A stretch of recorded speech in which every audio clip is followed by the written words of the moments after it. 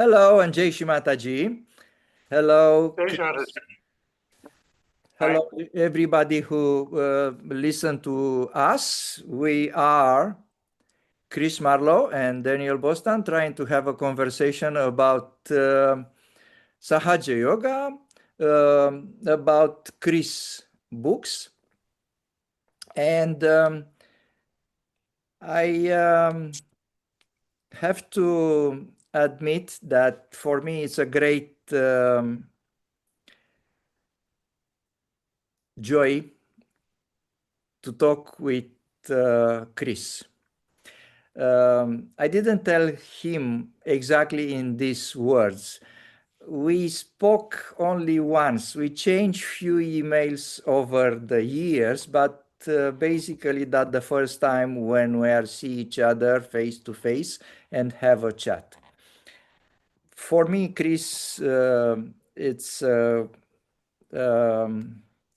very special Sahaja Yogi. When I was in the first year in Sahaja Yoga, I heard from foreign Sahaja Yogis, probably the French one. It told me that this happened in 1990. It's a guy who struggled or to try to start to learn Sanskrit. And he wants to learn Sanskrit because he wants to read in Sanskrit holy scriptures. And I said, wow, this guy is really, really dedicated. He wants to go to the deepness of the knowledge, having to read in original. Later, reading and listening Shrimataji's talks, she said that you don't have to learn Sanskrit. Although it wasn't in my plan to learn or not to learn. I just want to have access to those scriptures. And also much later, I feel the need to know more about not the hidden things, but the deepest things inside of the sacred texts. And in 2012, something like that, I find online that book of Chris Marlow. It's not that one because my first cover was black and white. It's not this one. It's somewhere in my bookshelf. I didn't find it now. I should do a better presentation. My first book of Chris Marlow, his first book, which is called Om Namaste Ganapataye, and is about translation word by word and explaining everything on Ganesha, Atharva, Sheersha, which, as you know, it's only 2 pages long. So 2 pages long, he make it 170 or something like that. That's the... Well, edition 3 is twice as long, actually. So exactly. That's the edition. That's the third edition, which I bought it. I don't have to make it myself. Although everybody have free access on his website, which is called symbol.org. Symbol.org. Yeah. After I read it, I was so not shocked. I don't find the word, but doesn't matter what's the word. I was so impressed about how many things I knew, how many new things I knew reading that book. And I want to know the guy. Although, therefore, I write to him. As you probably will see from our conversation, Chris is completely different than me. So he's a real British, not like me, expansive. So wasn't that easy to find him. Plus, he live also in India and in London. So I don't know how well was my presentation. I didn't prepare anything as a presentation, although I should probably do it because Chris deserved that.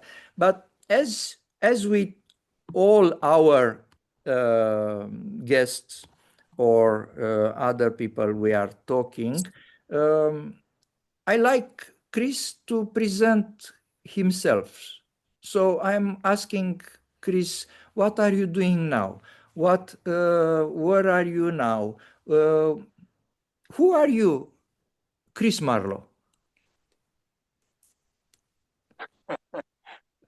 Okay, Chris Marlow is this rather strange Westerner who lives in Kerala, and he goes out in the morning with a brush and a bucket and the dustpan and brush, and he sweeps the roads and he cleans the place, because that's actually a very good way of getting some exercise and getting out of the house.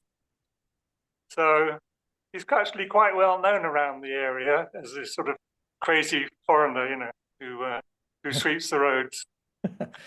Yeah. But I think also because he's married to a local girl, and they've been married for 35 years and have two kids who are grown up and married. That actually also gives them, you know, they give him a certain amount of respect. So that's nice, you know. And one of the good things about Indians is that they're very polite in the sense that they leave you alone. They don't bother you. They don't interfere. They let you do whatever you want to do. And that's sort of, you know, for an Englishman at least, that's politeness, you know, just to leave people alone. Yeah. And not interfere. Yeah. So yeah. So and then gives me lots of time to, you know, do what we were just talking about, which is, you know, some time working on books, studying Sanskrit, and some time relaxing, reading Victorian novels and watching a bit of TV here and there, you know. Yeah. So it's a nice, quiet life, plenty of time for meditation. And it's India. Of course, India is, you know, the best country in the world. So what else apart the fact that your wife is from Kerala region, what else make you decided to spend half a year in India, or how long you spend in India? Well, more like sort of about 2 years in India and 2 months in England. Ah, okay. Oh, so you spend more time in India. Well, one of the main things about India, one of the, you know, what should we say? What makes it so relaxing is the fact it's very cheap to live in India. Yeah. Yeah. So if you're not very rich, you don't have a lot of money. Living in England is incredibly expensive. Yeah.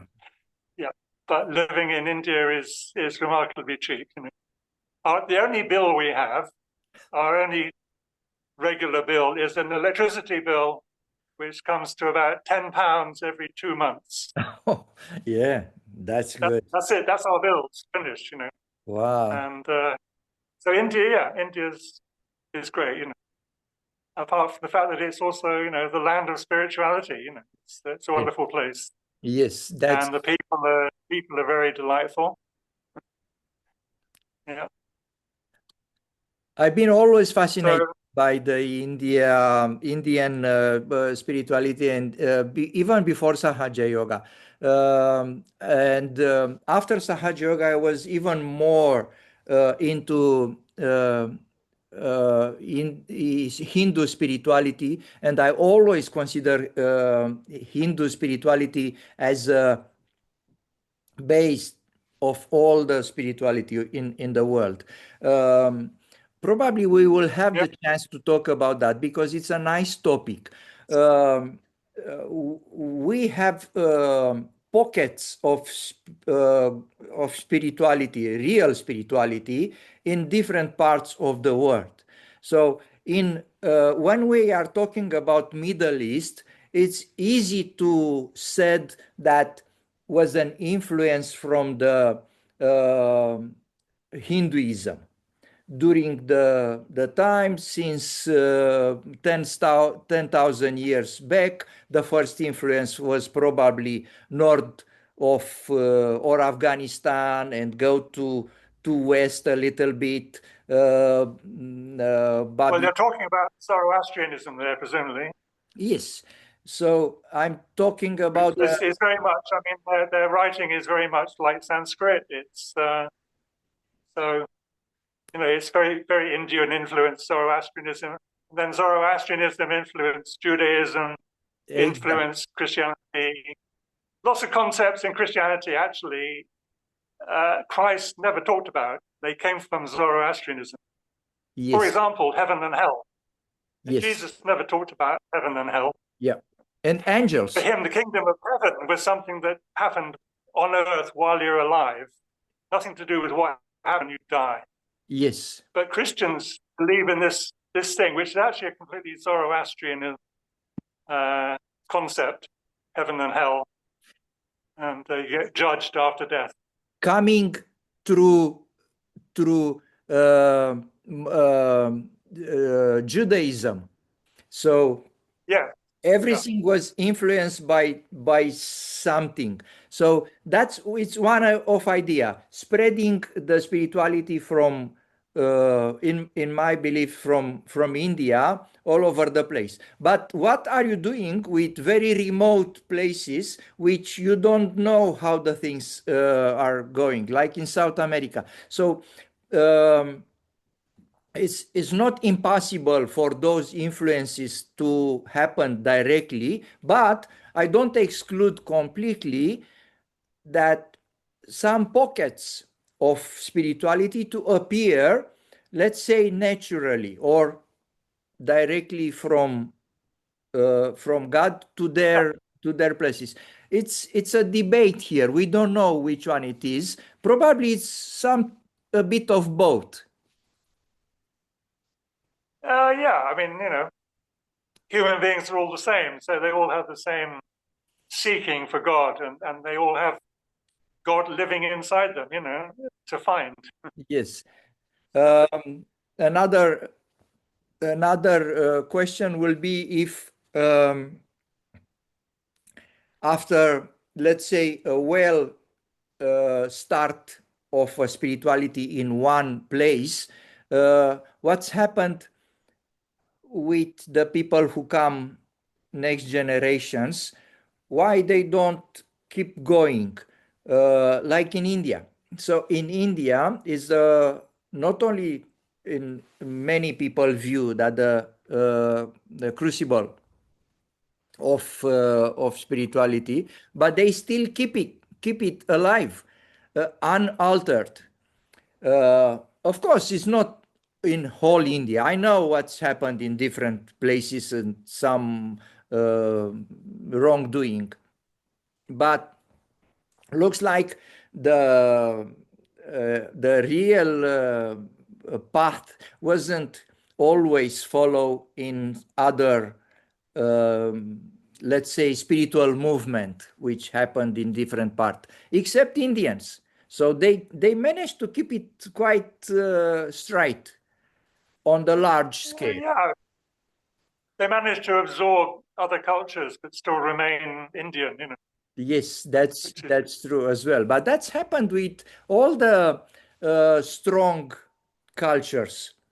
They sometimes they are conquered by some bigger empire, but those who come start behaving slowly in few generation as the people who conquered, you know? Isn't that actually a principle that happens, that the people who are conquered Yes, physically yes, actually spiritually conquer the conquerors? yes, exactly. I think Conquer the I think it conquer. always happens everywhere. Nearly So, always happens. Do you remember the Byzantium Empire, who was just moving the emperor from Rome to Byzantium, which after that was called Constantinople, eh? But in yeah, very few generation, they start talking Greek and adopting Greek culture. They were no more Romans. Although when they come, all of them were Romans, but they come in that part of empire which was Greek speaking language and Greek. yeah. But the Romans spoke Greek as well. Actually, I think if you were posh, educated Roman, you would speak Greek, a bit like Yes, the Russian speaking French, or that sort of thing. It was a kind of yes, yeah, it's the language of the learned, but that's happened long before they start moving to Byzantium. Uh, yeah, Speaking Greek, even Mark Aurelius speak and writing in Greek yeah. language. And I mean, the Gospels were written in Greek, not in Absolutely, Latin. absolutely. They were translated into Latin. I can't remember the name of the guy now, but anyway, in around 200 A.D., the Bible was translated into Latin, the Vulgate. Vulgate, yes, Uh, yeah. It's a with the Bible. It's a quite interesting story because we have Aramaic language, which looks like was the original um, um, book in yeah, language of Jesus. Yeah. exactly, and after that was translated in Greek. No, no, they were. Most of the Gospels are written in Greek. Actually, they weren't written in Aramaic. All the four of them. Not sure about all four of them, but definitely three of them. Uh-huh. Yeah. Okay. I So, mean, Luke, for example, he was Paul's doctor, I think, wasn't he? Something like that. I'm not sure because Luke was a Yeah. painter, but Okay, hang on. One sec. Yeah, what's happening? All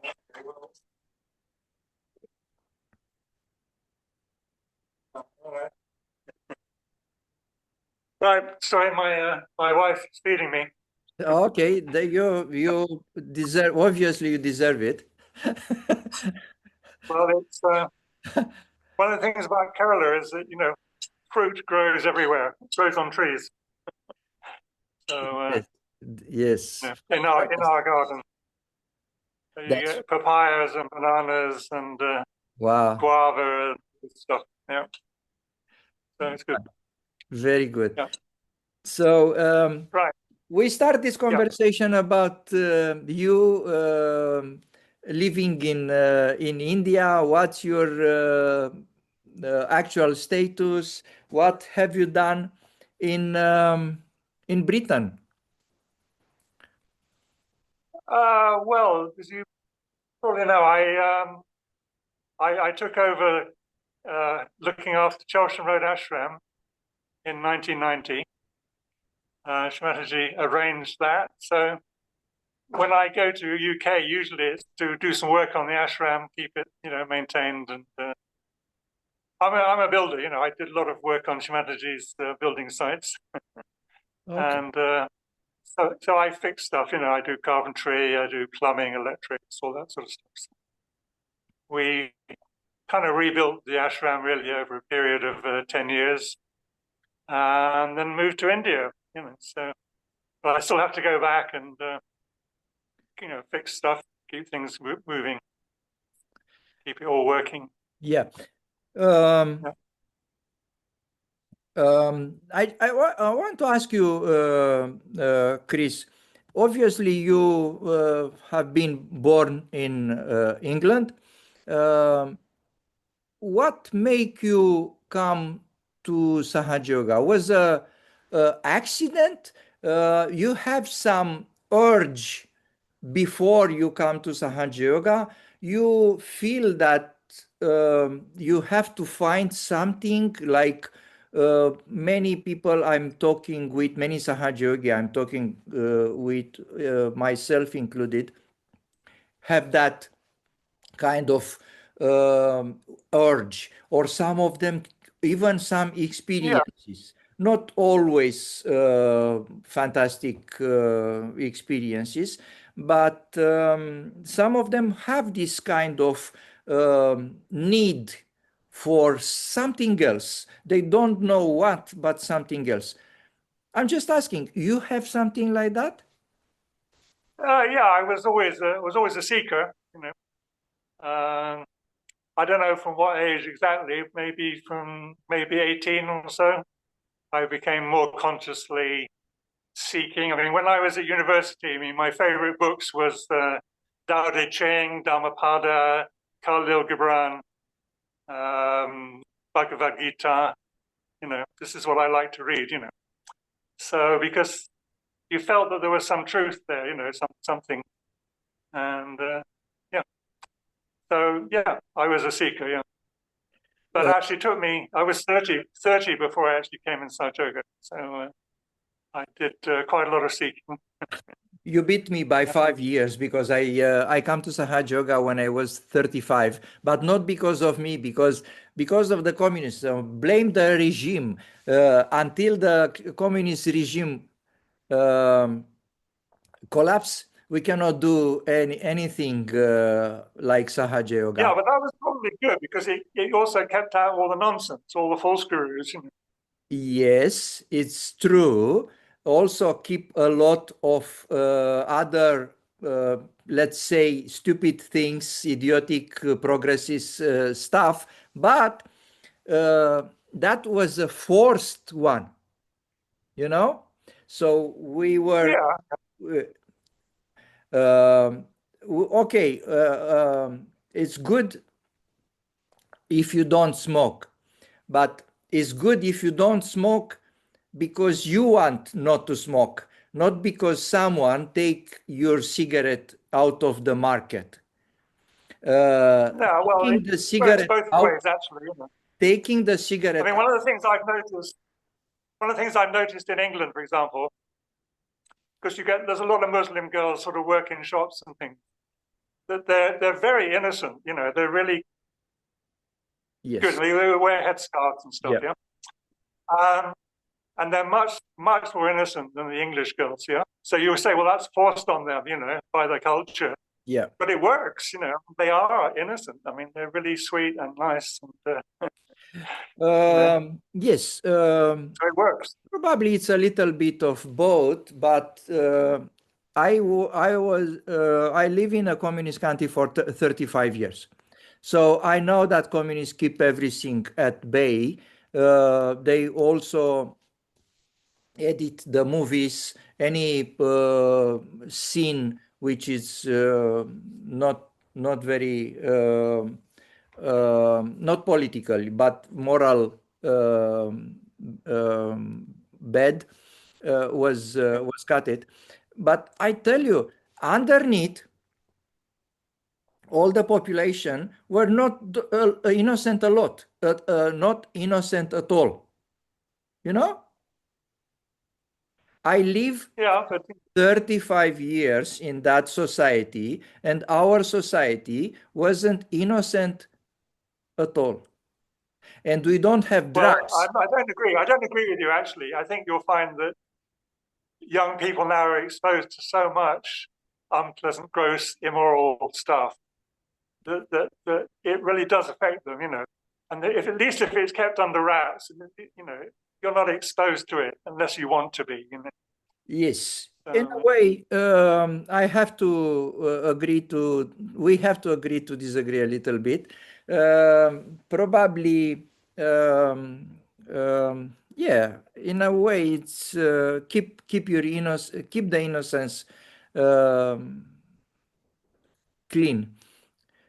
I don't know.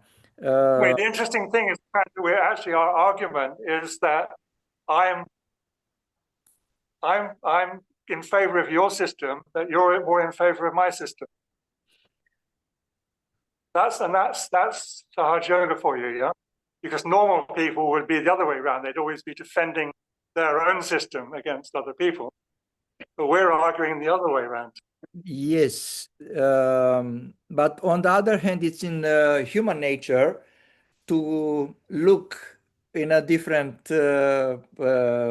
directions. Always see what's good in some other parts, some other system, craving for something else. So, um, I mean, one of the things I like about Sahaja Yoga is that arguments about money in Sahaja Yoga is always, here, take this money. No, no, I don't want it. Please, you must take it. No, no, I won't take it. It's, yeah, yeah. yeah. So we start talking about your experience and told me that you read. Have you because uh, you told us that you read other books like Bhagavad Gita. I read Bhagavad Gita myself before the realization, and I don't understand anything. So Really. The yes. first time I read it, I remember actually saying to the person I was living with at the time, I read it and I was going, this is it. This is amazing. This is it, you know. Wow, So, you know, yeah. that's good Anyway, because yeah.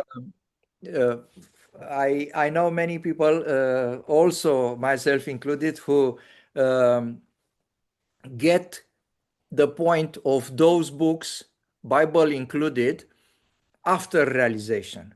Um, I used to sit by myself without knowing what Shimataji said before I read the talk or listen to Shimataji saying that after realization I become a better Christian, for example, because I know a little bit of Christianism. I read Bible before Sahaja Yoga, but when I, excuse me, when I get my realization, I understand better the Jesus teaching and the role of Jesus and everything. So that's happened with all the books I read it. Not that we have too much access on that one, because also the communist was against this kind of stuff. All the so-called benefit you talk about come with the same packet of atheism and against God. Uh, Yeah. they, Actually, Dan Costin he's Romanian, was he? yeah, yes, And did you know him? You knew him well? very well. So Dan Costian and his wife Tony Costian and his son Călin Costian, we know very well since 1990. He came a little bit after us, but in 1991 or in the fall of 1990, when they go to India, Shimataji make him the leader of Sahaja Yoga in Romania with another man, and although he was much older than me, we I can say gladly that I enjoy his friendship. So we were quite close, and of course I read his books.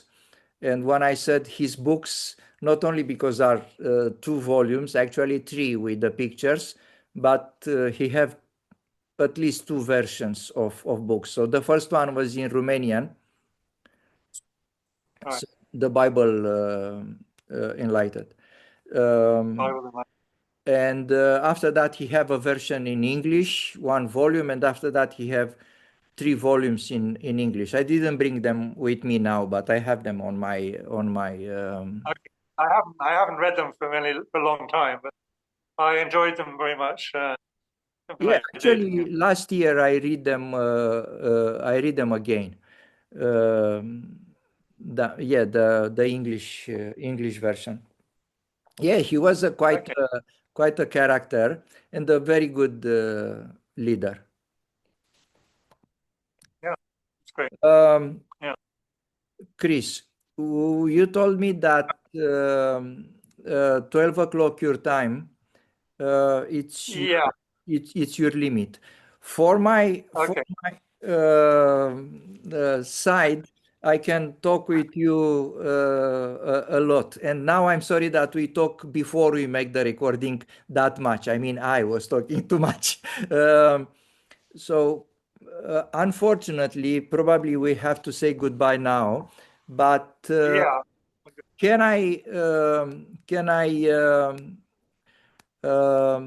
ask you kindly to continue that beautiful discussion some other time?